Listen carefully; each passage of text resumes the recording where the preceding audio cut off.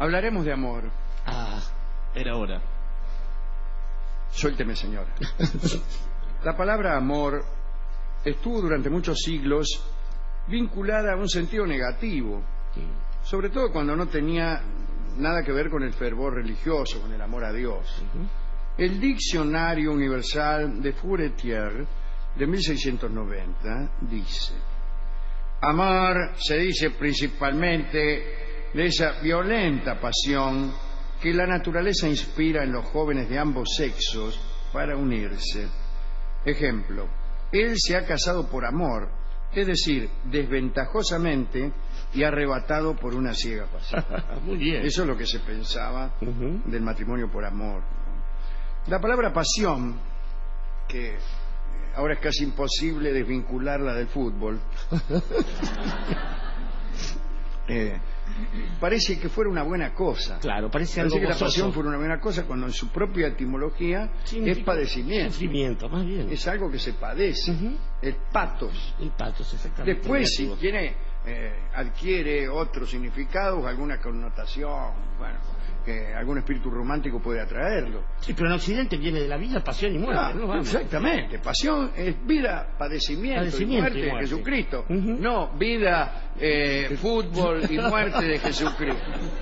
No tiene nada que ver con... Ni es una cosa buena. No. Y aplicada al fútbol me parece que es peor que ninguna cosa, pero bien. Sí.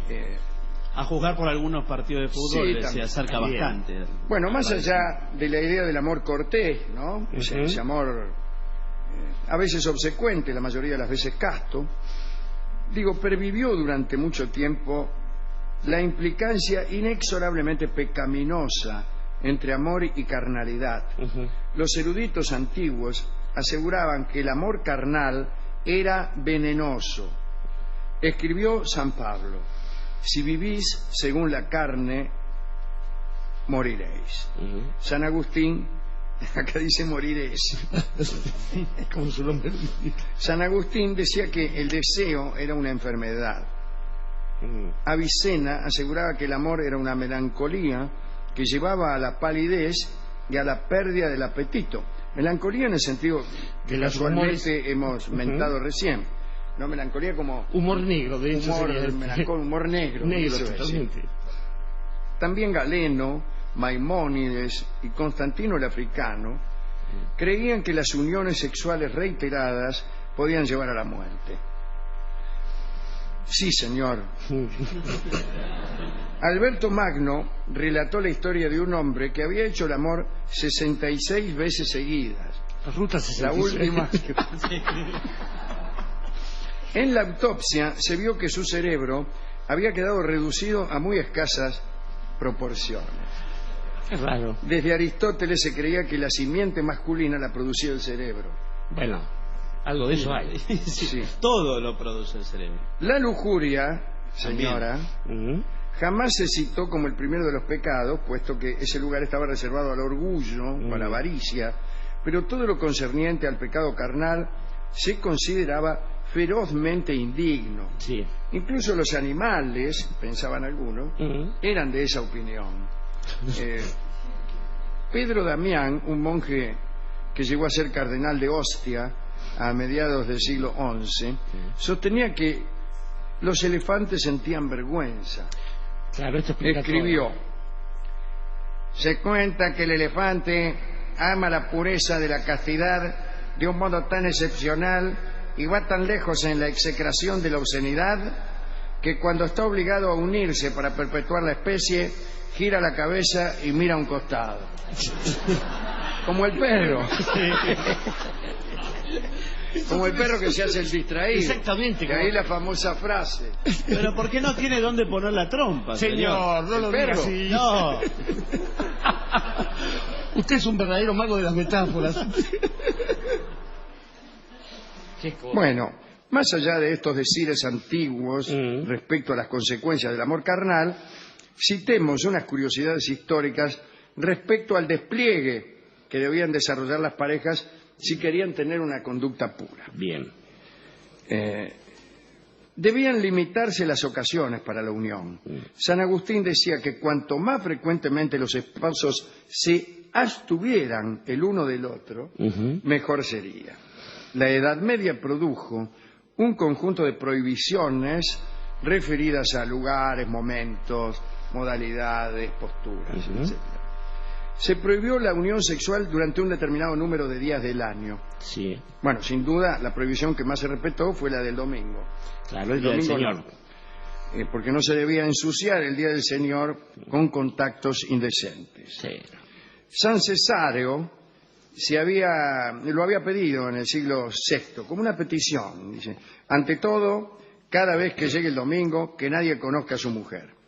Pero Roma nunca convirtió esto en una prohibición, más bien fue una recomendación, una invitación.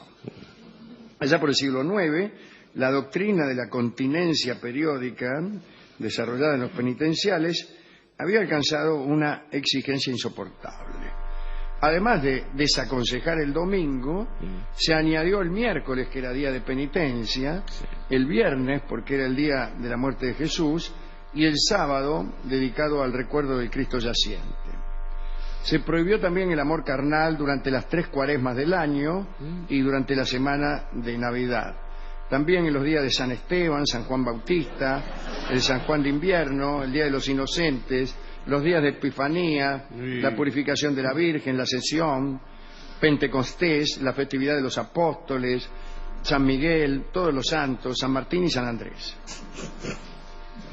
Una vez restados todos esos días, quedaban 93 días para unirse, siempre y cuando la esposa no estuviera embarazada o en sus jornadas impuras. El resultado entonces era una media de 44 días al año para el amor. No es vida, sí.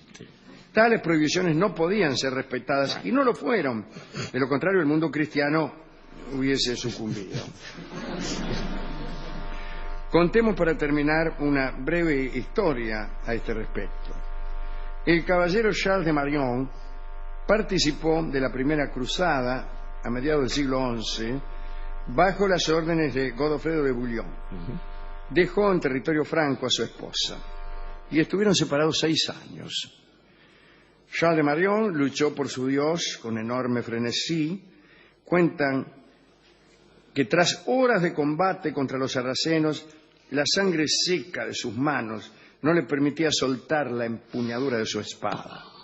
Cuando no había batalla, de Marion cargaba el estandarte de la cruz y emulaba el último andar cristino. Confesaba en cada iglesia del camino y no eludía ninguna nimiedad litúrgica. Parecía no haber entre aquella hueste hombre más fiel a su fe. Dice el cronista, de Marion regresó a su hogar años más tarde, transido por cicatrices, pero con el entusiasmo pleno. Quería ver a su esposa y amarla después de tanta lucha. Cuando llegó a su pueblo de la Borgoña, luego del encuentro con su mujer, Charles de Marion la quiso abrazar y quiso que aquel abrazo condujera a la intimidad.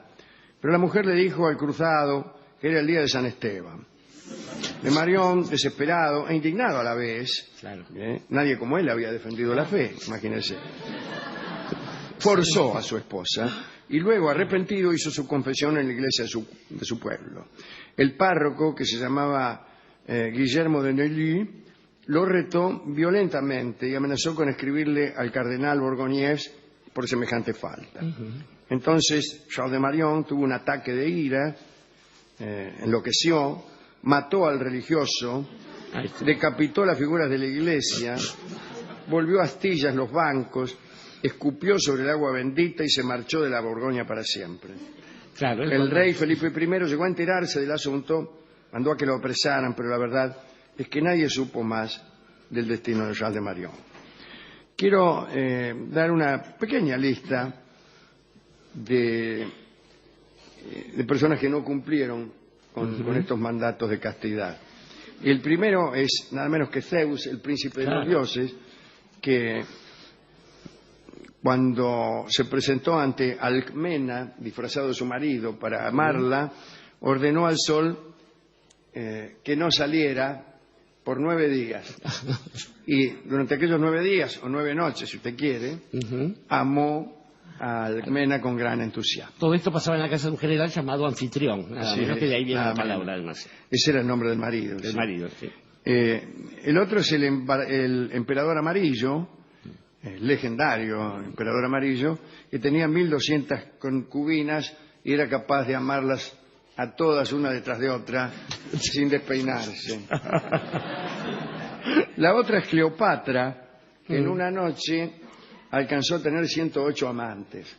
Me imagino yo que sería en medio de las facilidades que para estos asuntos proporciona la orgía. Claro, exactamente. O sea, no se imaginen ustedes que la tipa salía a levantarse a uno, le invitaba a cenar, qué sé yo, y así hasta 108. No. En una orgía donde hay 200 bien dispuestos, es más como y uno tiene la gana de hacer una marca. Es como los programas, sí, 24 todos preparados, y no digo que no sea casi imposible, pero se puede hacer. La noche de San Juan. Cleopatra 108. La otra historia es la de César Borgia, que había emparentado con el rey de Francia, y lo habían casado con una francesa de la corte. César Borgia era el hijo de Alejandro Borgia, el Papa. El Papa. Y entonces le dijeron, bueno, tienes que amarla muchísimas veces, qué sé yo. Y César, para que aquella noche fuera inolvidable para aquella mujer, encargó a un médico, a un curandero, a un perfumista, anda a saber a quién, una especie de afrodisíaco. Una pócima para la potencia. Pero ya sea por equivocación o por malevolencia, el boticario confundió las recetas y le dio una purga. Un laxante. Quiere decir que César Borgia se mandó, en vez de un afrodisíaco, una flor de purga, y anduvo toda la noche de la cocina a la sala, por así decirlo. Entonces, después, sin embargo, escribió una carta que aún se conserva a su padre, diciéndole que había visitado 5 veces a su mujer. Pero me imagino que 9 veces el excusado. Claro. Y bueno, uno sin cariño. Bueno, uno que quiso hacer una noche memorable y no le salió por equivocación del farmacéutico. Toda cosa que se pretende memorable y se planifica mucho termina siendo un fiasco. Sí, parece, es verdad, pero también puede decir lo contrario. Que toda cosa que no se planifica adecuadamente, etc. Sí, solo la organización vence al tiempo, pero si yo fuera César Borgia, etc. Sí. Pero detengámonos en una cosa de las que contó Alejandro. San Agustín, que se puso tan puntilloso y prolijo que el día de San Esteban, Pentecostés, es el mismo tipo que después de haberse beneficiado a la mitad de África del Norte, recordemos que fue obispo de esa diócesis cuando escribió La ciudad de Dios y qué sé yo, tuvo la revelación. San Agustín. San Agustín de Hipona, la ciudad donde era obispo, y había conocido carnalmente, se suponía que la mitad de las vírgenes, porque la otra mitad había dejado de serlo antes en sus propias manos. Claro, había sido un calavera hasta los 30 años. El peor de todos y después se dedicó a santo. Acá decimos en este programa que lo verdaderamente meritorio es ser santo antes de los 30 años. Claro, yo vivo. Escuchame. Y él incluso, en el momento en que recibe la revelación... Y calavera a los 60. Claro. Dice, Señor, dame la castidad, y agrega, cuando ya está bajando, pero no tan pronto. Claro. Así que San Agustín vuelve en marzo. Estaba pensando que, graciosamente, esos días, en la audiencia llamaban días de guardar. Perdón por la grosería, claro. Pero es interesante. Pensaba también que así donde se establecen algunas prohibiciones, siempre hay otra razón, hay otro motivo. La castidad nunca tiene un buen motivo, siempre hay alguna porquería como el dinero. Celibato de los clérigos, por ejemplo. Antes uno tenía lo suyo, andaba ahí, pues oficiaba los sacramentos. Esto empieza para que la propiedad de la Iglesia no fuera transmitida en herencia. Claro. Estaba pensando también en lo que interesante que sería, el único momento interesante de estas normas son los días de liberación, como el carnaval, todos contra todos. Claro. Habría que volver a recuperar esa cosa sin tener los días de abstinencia. Así que usted dice que la castidad solo es buena como preparación para el desenfreno. Para el desenfreno, exactamente, como todos sabemos. ¿Para qué trabajamos sino para despilfarrar el dinero? Así como es bueno un terciopelo, sí, que sirve como guarnición a un diamante, claro, y parece mejor que un tarro lleno de diamantes. Pero claro, totalmente. Estaba recordando también a 2 amigos de este programa. El primero es Alighieri, Dante Alighieri, que por supuesto tuvo una vida erótica, parece que bastante sumamente intensa, igual que una vida militar y una vida política, pero a la hora de escribir... Hasta que se enamoró. Pero no, yo creo que fue una especie de patraña de autor. Dijo, esto es un libro, los libros son una cosa, las pibas son otras. Y eligió a la antipática de Beatrice Portinari, por la cual a uno no se le mueve un pelo. No, claro. Bien, el otro amigo es Denis de Rougemont, que lo diremos una vez más. Todo escritor debería elegir una de esas. Exactamente, todo escritor, y Petrarca lo entendió, él hizo caso. Lo que le costó el amor de alma. Pero reservar todo el resto para pasarla bien. Pero más bien, por supuesto. La escritura no se mancha, como dijo un autor medieval. Denis de Rougemont es un tipo, un suizo, que a los 40 y pico de años se dio cuenta de la gran verdad que nos acecha a todos. Recorrió 33 editoriales, dice la historia, hasta que encontró en un tipo que no era muy apasionado. Era solo el mejor poeta del siglo XX, llamado Thomas Eliot, y él publicó El amor y Occidente, donde Rougemont explica, nos enseñan todo el tiempo a enamorarnos con pasión desenfrenada, sufrimiento y desenfreno, para después conducirnos al matrimonio, que es todo lo contrario. No mientan más. Y después pensaba algunas cosas raras, tenía así rancios, pero dejémoslo para otro día. La virginidad es un prurito que viene para evitar justamente estas cosas de la pasión, y uno puede aceptarla. Ahora, una vez que uno acepta superar el tabú de la virginidad, ¿por qué no aceptarlo del adulterio? Si es una cosa de tiempos nada más. La cuestión es que no se superpongan. Esto digo solo para terminar, pensando en Urquiza, en Bouchard y en Harun al-Rashid. Digo que son gente que amó mucho también, y que a la hora de poder narrar esta acción no se pone a enumerar como si fuera un catálogo, una vez tras otra, sino que lo interesante del arte está en producir una síntesis en la que quepan todas las experiencias, como si se tratase de una singularidad particular, que solo entenderán como tal aquellos safios, aquellos hombres charros que no sepan nada del amor. Así bastará que el tipo, el atorrante o el gran escritor, diga apenas, me enamoré una vez.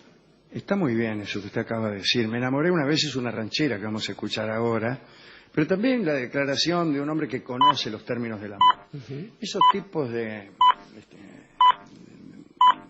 digamos, del circo mediático, que hacen listas de los amores que han tenido, no saben. No han entendido. No es que uno le tenga miedo a publicar sus entrañas, es otra cosa, pero tiene razón eso. Es esa persona de la que usted hablaba una vez. Me enamoré una vez. Hacer una lista es contradecir. Nadie puede pertenecer a esa lista. Algún día vamos a hablar en serio sobre ese asunto. ¿Cuál es la manera de anotar un amor que ya no es?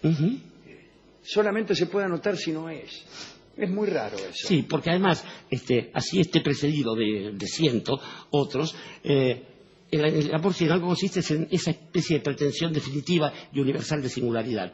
Sí, pero además lo que hay es la numeración. Lo que es pecaminoso es poner un número. Claro. Poner un número. Bueno, yo por suerte también me enamoré una vez. Y escucharemos entonces a Carlos Gardel con impostación de cantor de cámara cantar esta ranchera. Adelante.